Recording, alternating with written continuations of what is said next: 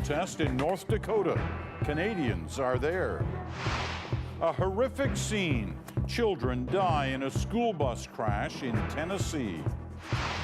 Plus, a young woman's decade-long battle with brain cancer.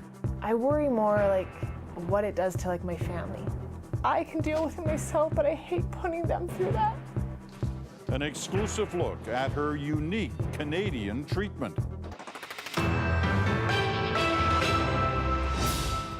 Natural resources and the emissions they create are once again in the federal government's crosshairs.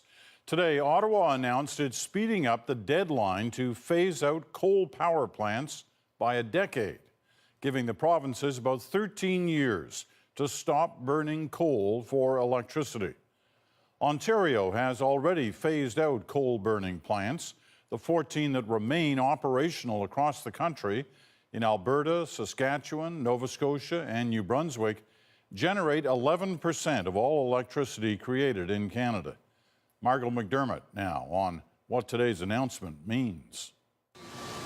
Coal is one of the dirtiest fuels on the planet, but soon there will be very little of it used in Canada. We will be accelerating the transition from traditional coal power to clean energy by 2030. The federal government estimates the plan will reduce carbon pollution by 5 million tons, the same as taking 1.3 million cars off the road, all part of its efforts to wean the country off fossil fuels completely. Having clean power is necessary so that when you electrify, you're using clean energy. Environment and health groups call it a major win, predicting by 2030 it will prevent 1,000 deaths from diseases caused by air pollution. At the end of the day, coal kills. It's as simple as that.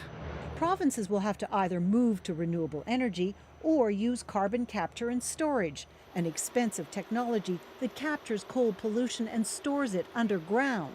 Saskatchewan uses it at one power plant, but worries about the cost of converting two others. The cost of replacing the coal-fired electrical generation in the province of Saskatchewan is $3.5 billion, and so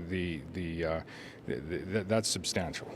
But today, Ottawa gained a new ally in its efforts to curb emissions. Nova Scotia agreed to put a price on carbon with a cap-and-trade system.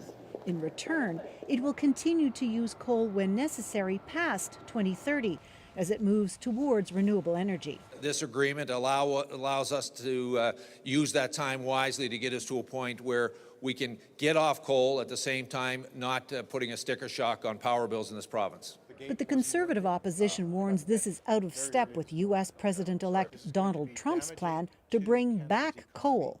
We know that in Ontario, this kind of a policy has dramatically increased electricity rates for consumers, for businesses.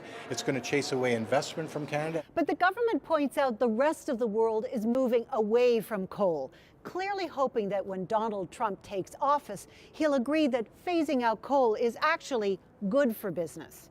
Margo McDiarmid, CBC News, Ottawa.